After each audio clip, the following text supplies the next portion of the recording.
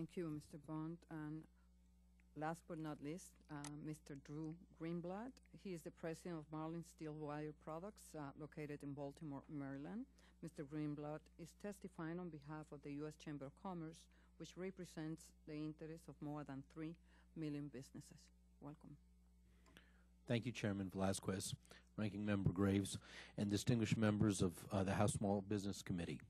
My name is Drew Greenblatt, and I'm the president of Marlin Steel Wire. We're based in Baltimore, Maryland, and I'm testifying today on behalf of the U.S. Chamber of Commerce. This is the world's largest business federation, and it represents more than 3 million businesses all across America, all sectors, all regions. 5 years ago today, I testified to this committee in front of Ms. Velazquez on the need for simpler regulation and tax policies to make it easier for small companies like mine to prosper and grow jobs. Today I want to speak to you about the need for trade agreements, and this will help all companies grow jobs.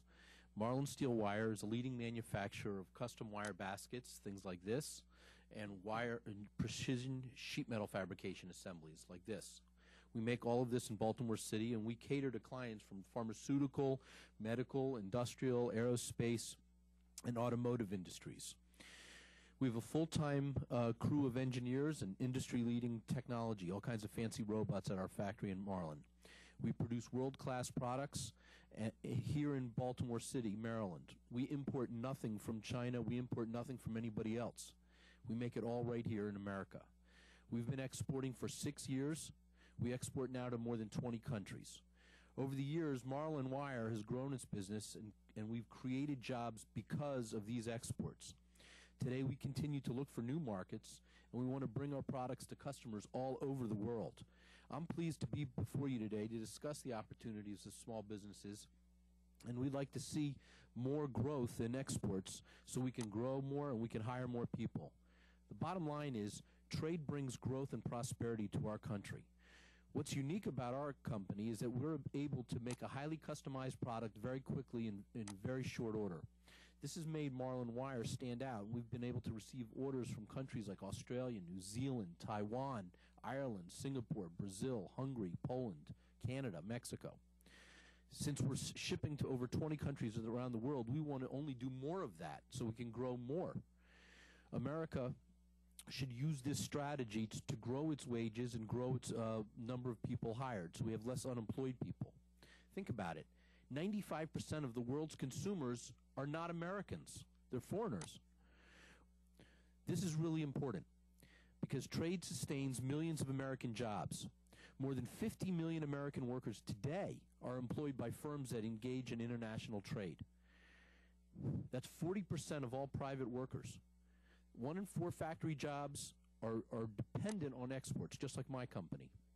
1 in 3 acres on the average American farm is planted for foreign consumption. It's for hungry customers overseas. Now, as global demand for our products increase, we're going to have to hire more people, which is good for America. We employ 28 people. 7 of them are due to all this export business. And studies show that it's not just my company. Companies that export typically grow faster, they hire more people, and they pay better wages. This is a good thing for our country. Now, as the president of a firm, I truly understand the importance of international trade and its impact on Marlin and small business in general. It's simple. I want to ship to more and more countries quick. It'll make my company more safe and more stable. The problem is, and this is a big problem, we have a complex array of foreign barriers that are stopping us from shipping to more countries. These barriers are alive and well, and they pose a major competitive disadvantage to my company and to my fellow companies that want to export. It hurts American industry, it hurts American workers, it hurts American agriculture. I believe the number one, and the U.S. Chamber believes, the foremost goal of U.S. trade policy right now should be to tear down these barriers so companies like mine can really crank it up and start exporting and start hiring again. Free trade agreements have to be enacted quickly. There's a number of pending free trade agreements going on right now, and they would boost exports.